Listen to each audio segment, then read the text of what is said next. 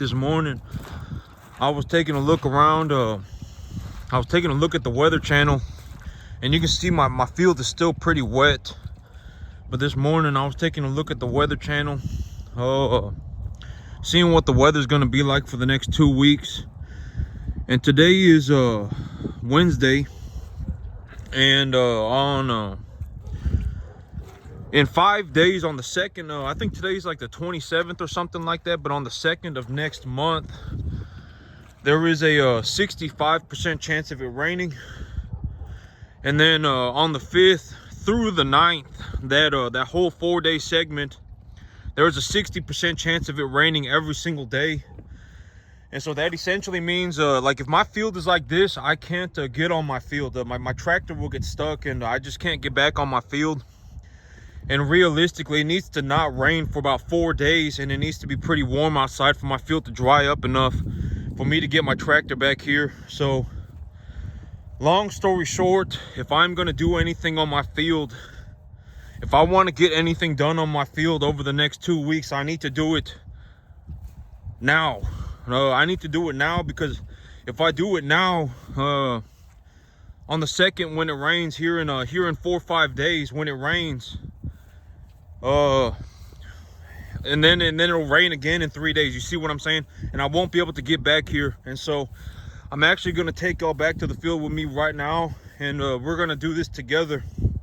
I'm going to take y'all back here, and I'm going to tell y'all what I'm looking for and what I'm looking at. And you know, I was going over everything this morning, and just going over all the information that I've collected so far, and the things that are relevant that I need to think about.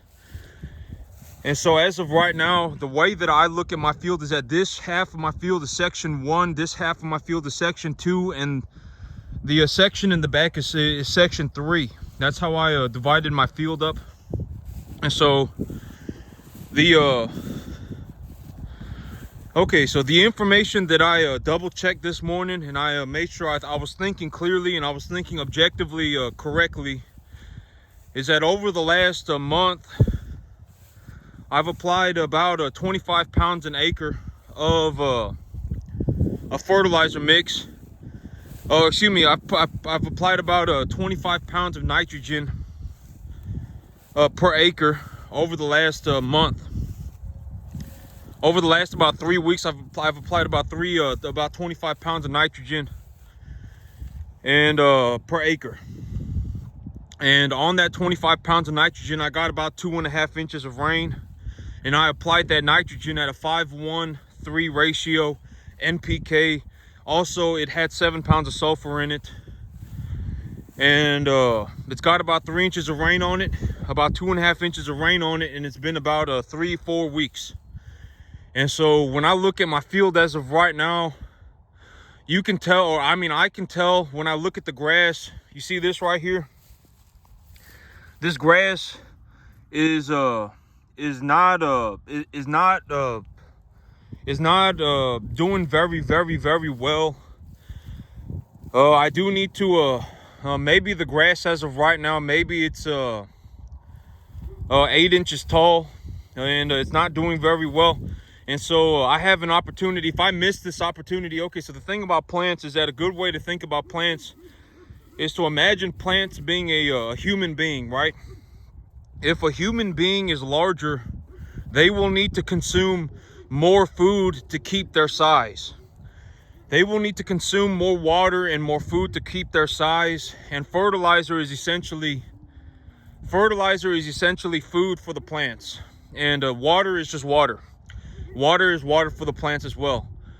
And so, like when a grass is larger, it will need more minerals. It will need more food to develop properly. And when I look at my grass right now, I would say that my grass is well, I have been under fertilizing. I know that I don't use very much fertilizer. I barely use any fertilizer. I wouldn't say I barely use any fertilizer, but I know that I do not use very much fertilizer at all. I apply fertilizer more frequently, but I apply it in lower doses because I've read a lot of papers that if you apply your fertilizer more frequently but in lighter doses, you will actually increase the usage efficiency. So you will get more per weight of fertilizer, and you will have less fertilizer waste. You will do less everything, less leaching and everything if you apply fertilizer more frequently but in lighter amounts. And so, like, when I look at my grass right now, I'm gonna take y'all through it. Okay, so the information that's the information that I came here with. I have about 25 pounds of nitrogen on my field right now that I applied about 3 weeks ago. I applied that at a 5:1:3 ratio NPK. I applied it 3 weeks ago, and I got about 3 inches of rain on it. And I am visibly able to see nutrient deficiency across my entire field. Like this right here, this does not look good, right? Like, this does not look good. The grass is not coming in real thick, and it's not coming in real full. It looks like the grass is actually, the grass is not coming in real thick and real full. It's kind of coming in, it just don't look right, right? The grass does not look right. I would say the grass is barely 8 inches tall. And so, I got an opportunity here to do something about it right now. I was taking a look at the Weather Channel, and I was like, okay, because I got a dentist appointment tomorrow morning. I got to go to the dentist tomorrow morning real early. And so I got to go and pick up fertilizer on Friday morning. And if I pick it up on Friday morning and it's supposed to rain on Sunday evening or Monday evening, I'm going to have to apply it on Sunday morning or Sunday evening, but depending on what's going on. So I'm going to need to go and pick up the fertilizer on Friday because the co-op's not open on Saturday. And so I need to figure this out right now, make a choice and get going. And so that's the information that I have. And when I look at my grass right now, I can just tell my grass is not doing very good. I mean, it's still here, but it's not growing a lot.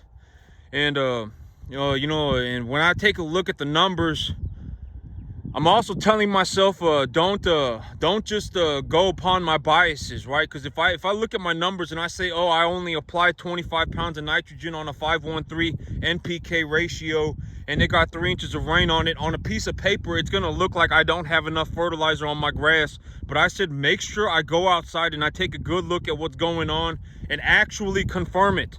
Don't just go with la la land stuff, right? Like, I need to be actually out here and take a look at it and see what's going on. And so I'm doing that with y'all right now, and I can already tell that this grass it's not looking where it should be. I'm gonna say not that. I'm gonna say that the grass is what it is right now, but I have a window of opportunity right now today to do something with this grass that would drastically improve my results.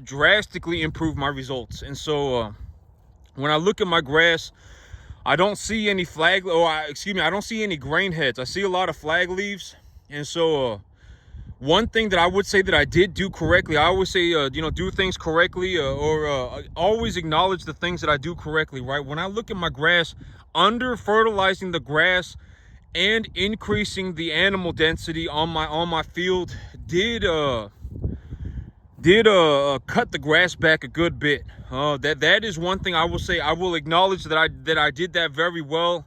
And if I need to do this again in the future, I have this in my tool belt now, right? Because when I fertilized my grass originally, the original purpose of me fertilizing with the 5:1:3 NPK, a little bit of sulfur mixture at 25 pounds an acre nitrogen, was that I was looking to prolong the vegetation period and reduce the prolong the vegetation period so that the plant would not going into flower so rapidly.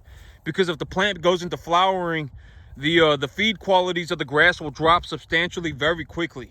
And so that was my original plan. But what actually ended up happening was that I ended up under fertilizing. I barely applied any fertilizer because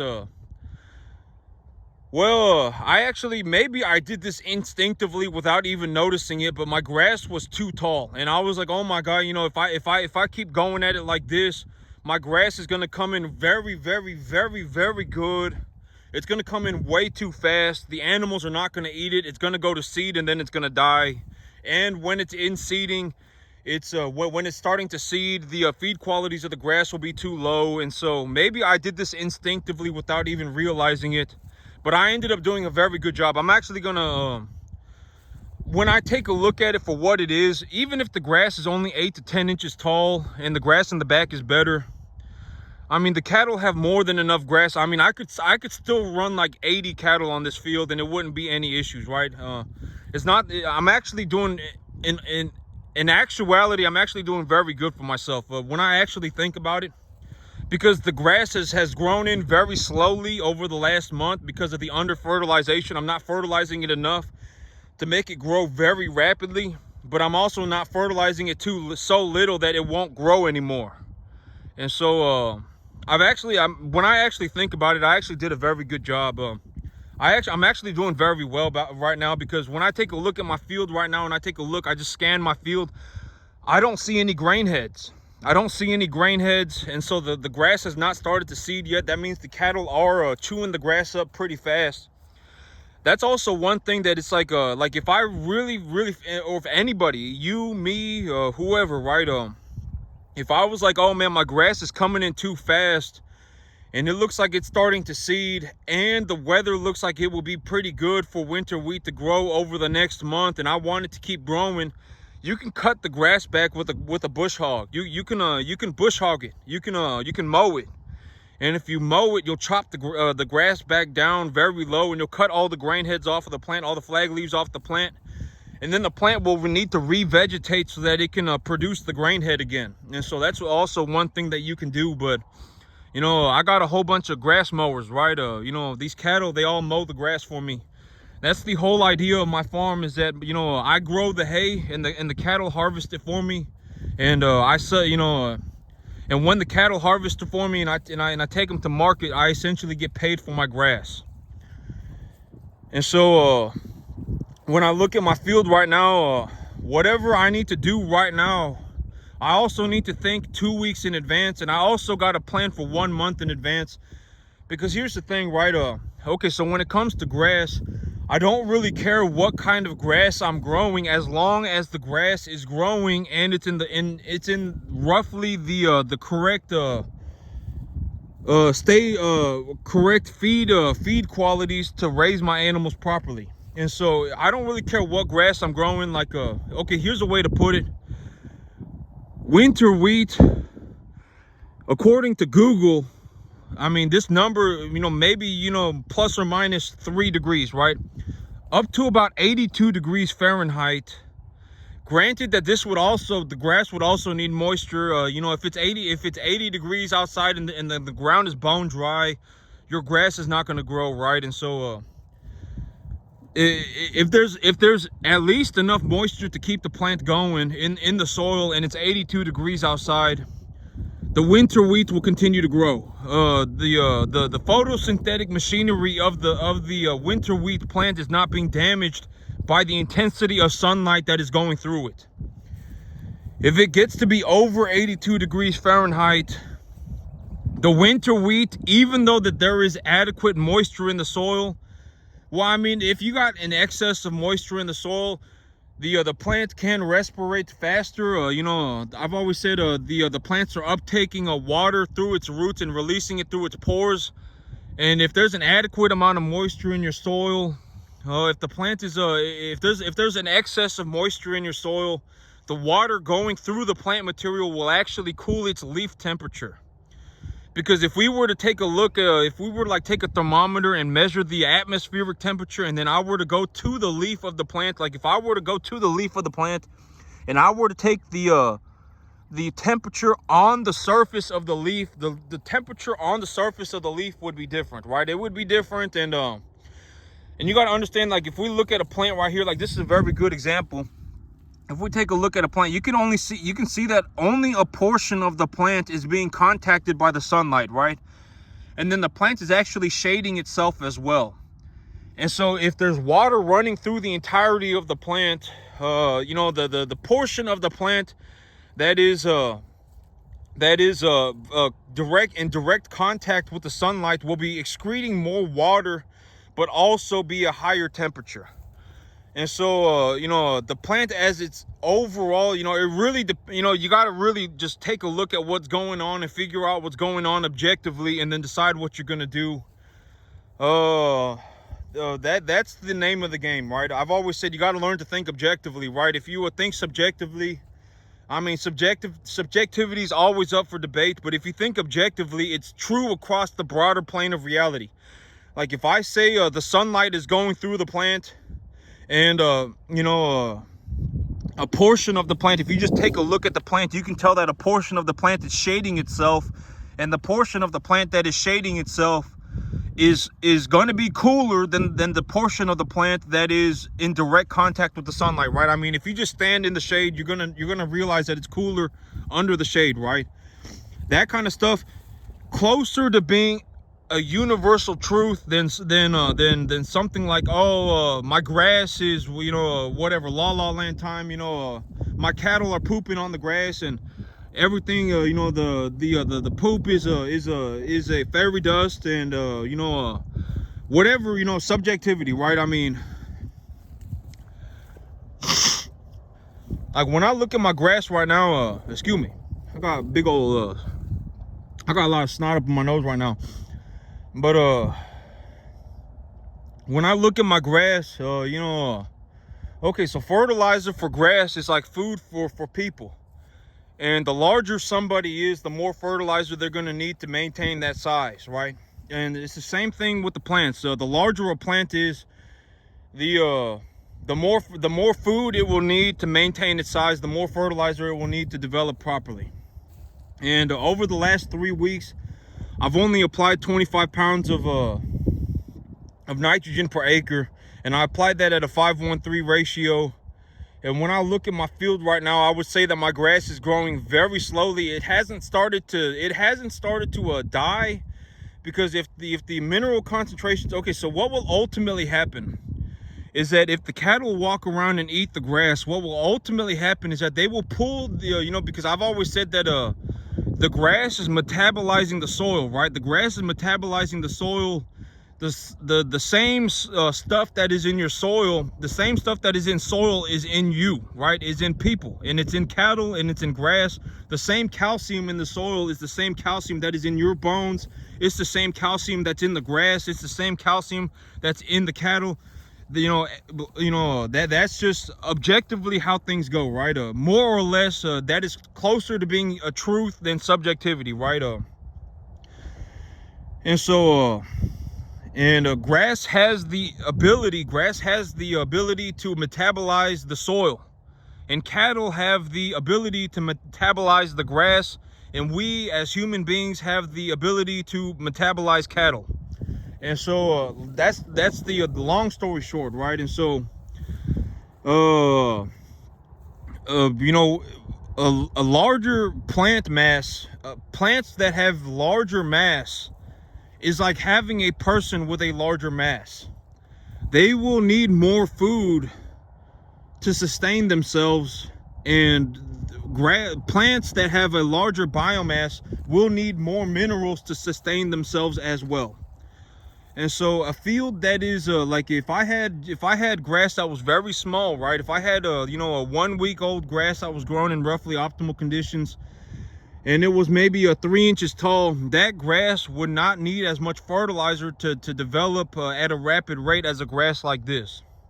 And at a certain point, what will happen? Okay, so the long story short of why minerals need to be applied on a field, and why does having cattle on a field increase the mineral requirements of the soil of the grass?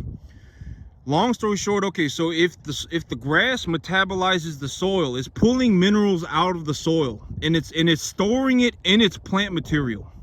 And if the cattle go around and eat the grass, they are pulling the minerals out of the grass. Their digestive system is pulling the minerals out of their grass so that they can sustain themselves, increase in weight, etc., right? That's the whole point of eating. The whole point of eating is so that you don't die, right? And so that you continue to develop, right? Continue to develop properly.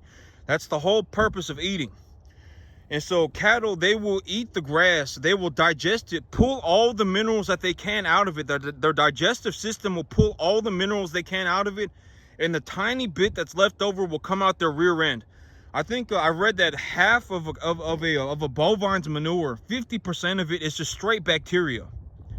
And so if you think about it like that, and then there's also a lot of water in it. So like maybe what comes out the rear end of the animal is going to be like 2% of what the animal ate.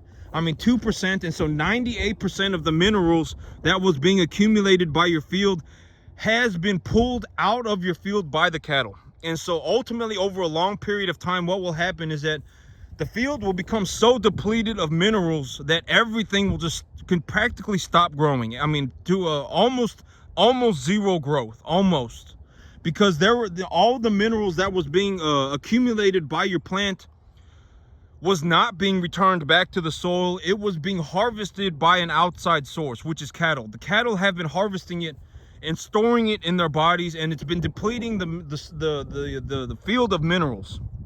And so that those minerals need to be replaced. If they're not replaced over a long period of time, eventually your plant material will almost cease to grow. It will start growing very, very, very slowly, and then it will practically just stop growing altogether. And so, when I look at my field, when I see grass that is this size, and I see the weather that is coming, and I have to also anticipate how much fertilizer, how many minerals can my grass metabolize over the next 2 weeks if put in optimal conditions, right? Because if it's 70, 75 degrees outside, partly cloudy, and it's raining every single day, the grass is going to be metabolizing at nearly an optimum pace, at an optimal pace. And so over 2 weeks, if my grass is this size right now, what kind of minerals do I believe the grass can metabolize over the period of next 3 weeks? Over 3 weeks, what kind of minerals, how many minerals, how much minerals and what volumes and in what ratios can my grass metabolize over the next 3 weeks? That is what is going on in my head. That is the $1 million question. And when I look at my field right now, I don't see any grain heads on my grass. My grass is not growing very, very rapidly at all. It is growing, but it is growing pretty slowly. I do need to increase the biomass accumulation pace. And my soil is also this moist. You also, if your soil is bone dry, you're gonna have to come up with something a little bit different as well. And so when I take the entirety of the situation into play, when I think about everything and I push everything together at once, I would say I need to apply minimum 50 to 75 pounds of nitrogen. 50 to 75 pounds of nitrogen. And if it's gonna rain every single day for 4 days in a row, well, okay, here's the thing, is that also next month, I also need to consider this, is that next month I'll be plowing up my field. I would anticipate that over the next month or so, even if my grass has not put on grain heads, it will be too hot outside for me to grow winter wheat. I'm just going to anticipate that by about May, it will be too hot outside for my grass to grow, for me to grow winter wheat. It will be too hot. And so, in May, I will need to plow up my field anyway. And so if I want to risk it for the biscuit and put a little bit of phosphorus on my soil right now, I can. It's not a big deal because it will just stay bound up in the soil, right? Phosphate is a positively charged fertilizer. The soil is negatively charged. If I put the phosphate fertilizer on my field right now, it will bind to the soil, right? It will bind to the soil, and next month when I have to plow up the field under any circumstance, it will be pushed into the soil, right? It will just stay bound up on the top of the soil for the next month. The fertilizer, maybe it'll move 1/10 of an inch. If it rains a lot, maybe it'll move 1/4 of an inch into the soil profile. And next month, when I have to plow up the field under any circumstance, I can plow it up. And when I plow the field up, I will physically displace the soil, right? I will legitimately turn the soil over. They call plowing turning your soil over, because you're legitimately just scooping the soil out from the bottom and rolling it over onto the top. And so when that happens, the positively charged fertilizer that is bound on the top of the soil will be pushed into the soil profile because it is being physically displaced. And so what I will likely end up doing is putting something around 50 to 75 pounds of nitrogen on my field at a 5:1:3 ratio. And I will be doing that on Sunday or Saturday. And I will have to go and pick up the fertilizer on Friday. That is what I'm doing. That is my plan. Objectively, that is the direction that I'm heading. And the reason that I'm heading that way is because you can rewatch the video again. If you really wanna know what's going on in my head and what am I thinking about and what am I up to, that is what is going on in my head right now. And in terms of the grass itself, I would say that this grass, if a grass is in a late stage of development, late stage of vegetative development, it hasn't started to put on grain heads, I can still, this grass is relatively optimal for feeding cattle in terms of the amount of energy they obtain and the amount of protein they obtain. If the energy is a little bit low, I can always increase their energy by feeding them a little bit of corn every day. It's not a big deal. And if the energy is a little bit low, but the protein is just spot on correct, and if me feeding 1 pound of corn a day per animal, or if me feeding 6 pounds of corn a day per animal increases their average daily gain by 1 pound, I'm legitimately investing 60, 70 cents to make $2. And so it's not a big, it's actually a good thing, right? I mean, you can't win everything, right? I mean, if there was a grass that would just naturally grow at all times, that was at the right energy level and at the right protein level at all times, and it just, and ooh la la, la la land time, it just grew all year round under any circumstances, did not require any management, and the grass just grew, everybody would be growing it, right? Everybody would be growing it. I mean, there would be cattle on every, I mean, everybody would be growing it, right? I mean, if it was that easy, everybody would be doing it.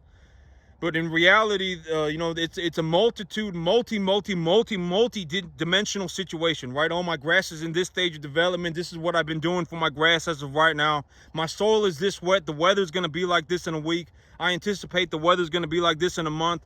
And in a month, I also anticipate that my grass is going to be in this stage of development. And if I apply this fertilizer, my grass will develop at this, will develop like this over the next month. And over the next month, I will likely have to plow my field over. And when I turn my soil over, I can also plant my new grass. And if I do apply positively charged fertilizer, because it's going to say that, we got a 60% chance of it raining for 5 days in a row. Maybe there will be enough moisture on the field to physically displace the fertilizer into the soil profile. But even if there's not enough moisture to do that, I'm still going to have to turn my soil over in a month anyway, because it's going to start getting too hot, right? That is more realistically of what farming should actually, if you're going to be a farmer okay, so here's the thing, right? I know I'm very hard on people, right? Especially if you're watching my channel, I'm just going to anticipate that you're looking to be a farmer, right? Either you're looking to be a farmer or you're legitimately just watching me because you yourself want to become a rich person, right? I mean, ultimately, because it's like rich rubs off. It does not matter what you're doing, right? I mean, you do not have to be a farmer to become rich, right? I mean, the things that I'm doing here, I mean, I'm sure that they're in one way or another beneficial for you in whatever you may be doing. I know that, like me as a farmer, I don't just watch other farmers, right? If anything, I try not to watch other farmers because you don't want to pick up bad habits, right? I mean, I always say poor rubs off too. You don't want to pick up bad habits, because if you pick up a whole bunch of bad habits, this is what could end up happening, right? And I know I'm very hard on people, and this is why. It's because if you actually go around and take a look around, and you actually go out and take a look at the world, right? There are a lot of people who live in this la la land, my life's a journey adventure, right? And look at how I mean, I'm not saying this to sound like a horrible person, but do they look like they're having the greatest time, right? Their farms are practically run down to the ground. They're not really doing anything. I mean, it's just not a good situation, right? I mean, you can, if you go out and you just take a look around, you can see people running cattle. I've seen a lot of people who run cattle, and they just look completely miserable. They look completely miserable. I mean, they're in like some paradise. They're in some paradise lost situation, right? Oh my God, this was my dream, and it completely flopped, right? And that is And it would be great if these people, it would be great if like, oh, that's not too bad, because if they're doing that, well, one day they're going to figure it out, right? But I'm talking about like 70-year-old people. They're probably not going to figure it out. I mean, I don't know how else to say that. I mean, they're probably not going to figure it out.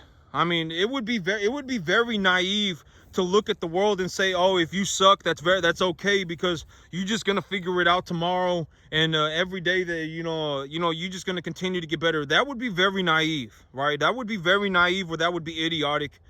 There are a lot of people who never figure it out forever, and then they die. And so, I'm looking to put people on the objectively the right path. The grass, it grows because of this.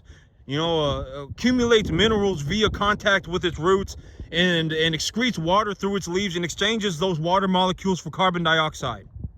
Grass metabolizes fertilizer like people metabolize food. We do not just pull one nutrient out of food at a time. We metabolize everything at the same time. Grass metabolizes fertilizer in ratios. I use this much fertilizer for my, this is how much fertilizer I use per month, right? I mean, and I mean, I'm not saying this to sound like a horrible person, but I mean, you're either very naive or you're kind of a moron. There are a lot of people who never figure it out, and I don't want that for you. If you succeed and I succeed, we both succeed, and I would very, very, very, very much prefer that everybody succeed than a majority. I would very, very, very much prefer to see a majority of people succeed than a majority of people fail. And in reality, a majority of people are failing, and they'll never figure it out, and then they'll die. Legitimately, they'll get old and then they'll die. I mean, and I don't want that for you, right? I just don't. From what I have seen in my life, I am happier making $12,000 a month than I am $4,000 a month. I just am. And if you see me as a bad person because of that, then I'm just not going to argue with you. In all honesty, I don't want your poorness rubbing off on me. I just am. I'm just going to say it. I mean, that may make me sound like a bad person. I feel objectively I would choose to make $12,000 a month over $4,000 a month. I just objectively would. And if you were fast and if you were going to pick this up very quickly, you might be able to pick it up in 15 years. Because farming is not just growing grass, it's not just running cattle. It's not just looking pretty. I mean, you're also going to have to run a business. You're going to have to put it all together. I mean, you're probably going to have, if you are in the cattle business, you are in the 24/7 business. If you think something is going on at 12 in the morning, at 2 in the morning, you're going to have to wake up and go do it. It doesn't matter. I mean, you're legitimately, it's a 7-day-a-week business. The cattle business is not a 5-day-a-week business. And you're going to have to learn how to run a business. You're going to have to learn how to grow grass, and you're going to have to learn how to run cattle, and then you're going to put it all together, and you're also going to have the character required to make it through all the difficulties to actually get it to the end. And that's going to take a long time. I mean, if you're fast, you might pick it up in 14 years. Maybe. And that's why I say if you're young, there is a drastically increase the possibility of you making it if you're young. Drastically. And you drastically reduce the chances of you making it if you're old. If you're over 25, sometimes it's even 15. It depends on the person. And, some people develop mentally faster than others. Sometimes they start going in the wrong direction very quickly. I fell out of heaven at 7. I was born with the answer. I don't have to go and find the answer anywhere else. I was born with it. I've always said that 99% of the things that I do in terms of, I do have my own experiences, but I also read a lot, right? I read a lot. And I read objective information. I do not read, Billy Joe Bob's Farming Adventure, right? I don't read that kind of stuff. I read objective information. This is exactly how we did it. We applied irrigation water on the field at 0.75 inches per hour. And we applied 75 ppms on one field of nitrate solution, 100 ppms on the second field, 125 ppms on the third field. And we harvested the hay on day 65, and this is how much biomass we accumulated on each field, right? I mean, the pH of the soil was the same for all 3 fields. The soil, the texture was the same for all 3 fields, and it was a level. It was graded with a, you know, the field was graded flat with a laser measuring device, right? That's the kind of stuff that I read. And also, when I make these videos, that's also how I'm looking to present information to you. I'm looking to give you objective information. And if you went out and you took a look at the world, if you start going in the wrong direction, if you start going 180, okay, here's a very good way to put it, right? I mean, like me, I've been saying for months that this is probably one of the greatest farms that anyone has ever seen, right? In terms of just a commercial cattle farm, this may be one of the best. In terms of a 10-acre field or even a 100-acre field, this may be one of the best fields in the entire world. And people still just do not have the capacity to understand. Not that they don't have the capacity, but they have biases, right? A lot of people have biases. Oh, me, I fell out of heaven at 7, right? Oh, me, I'm on a mystical, magical journey. And if it doesn't look like what I'm doing, then it's not right, right? I mean, I exist beyond their cave, right? My life is beyond their cave, and you know, they just do not understand. Not that they don't understand. They have a lot of biases. This is a very good way to put it. And I'm not saying this to sound like an arrogant prick.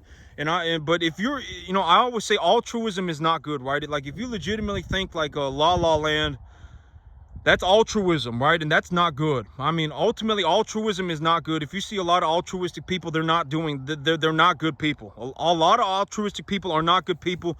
You know, I always say that people are reasonable, right? The whole idea of being a human being is that you're a reasonable creature. You have an inner voice. Everybody has an inner voice, right? Everybody has that inner voice. Everybody does. That's the whole idea of being a human being. And a lot of people, that inner voice, they're scheming, right? Oh man, if I do this for the next few months, maybe I can try and pull this over this guy, maybe if I can do whatever A, B, C, D, X, Y, Z, that's also one thing that I really like about business. It's like, if you really want me to care about you, and you showed up and you said, here's a check for $100,000, I would like to talk business with you. I'm more likely to care about what you have to say than, La La Land, altruism, I fell out of heaven at 7, I deserve a better life, whatever, right? I mean, I'm more likely to care about what you say. I have a lot of things going on. I raise about 50,000 pounds of beef a year. It's very important that I do what I do. I'm not going to take time off of my farm to go and hold somebody's hand. And so, altruism is not good, right? And if you're an altruistic person, and that's not good. I mean, either you're very naive or you're just a moron. And so when I make these videos, I'm looking to be as objective as I can for you, and for the information that I am presenting. It does not matter whether I'm talking about grass. It does not matter whether I'm talking about cattle or I'm talking about business. And this is all coming from a perspective that I would rather make. I am objectively, I would even go as far as to say I am objectively happier making $12,000 a month than I am making $4,000. I just am. That's just my belief system. And if you are deathly 100% against that, and you go, oh my God, if you take the entirety of my situation into account, right? I make money because I feed people.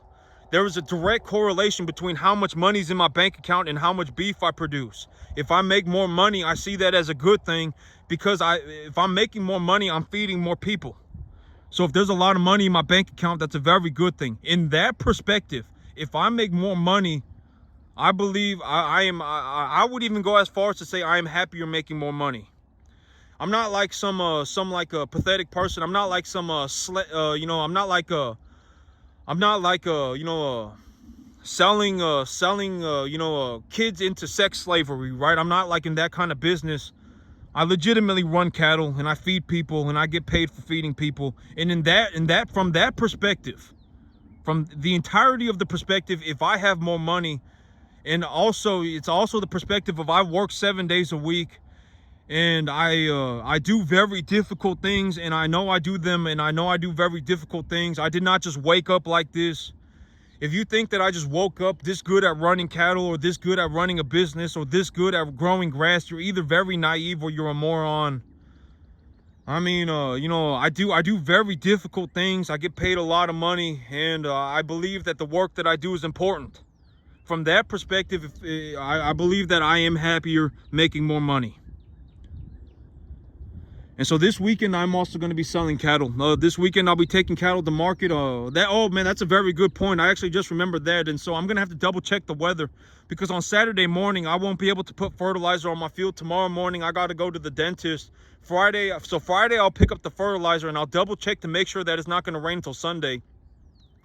But if it's going to rain on Sunday morning, I will need to fertilize on Saturday evening. It does not matter what time of day it is. I'll just have to do it. Oh, but that's a very good point. I gotta go. Oh wait, actually, I just remembered. I'm taking cattle to a different sale barn. I'm taking cattle to sale barn on Monday, and so I'm good to go.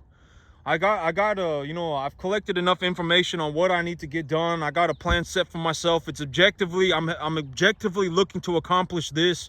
I'm gonna do it. You know, I got enough information. I've got a plan written down on, I've got a plan, you know, formulated as well. You know, a plan that I know every single T and every single I, right? Even if the plan is, I've always said that plans are not made for perfection. They're made for direction. And so if I just head that way, I'll figure it out as I go. And so on Friday, I'll be picking up fertilizer. Saturday morning, I'll be throwing fertilizer on my field. Monday morning, I'll be selling cattle. And on Sunday evening, it's supposed to be raining. And on Saturday, Saturday morning, I was actually looking to go and pick up more cattle too. So I'm gonna have to figure it out. I may just have to end up throwing fertilizer on my field on Saturday evening. I'll figure it out. I'll get everything figured out to a better. I'll make a better plan, and I'll get going. But I'm pretty much in the direction of where I need to be going this week. I got it going, and so that's it for me today, YouTube. Y'all have a good one.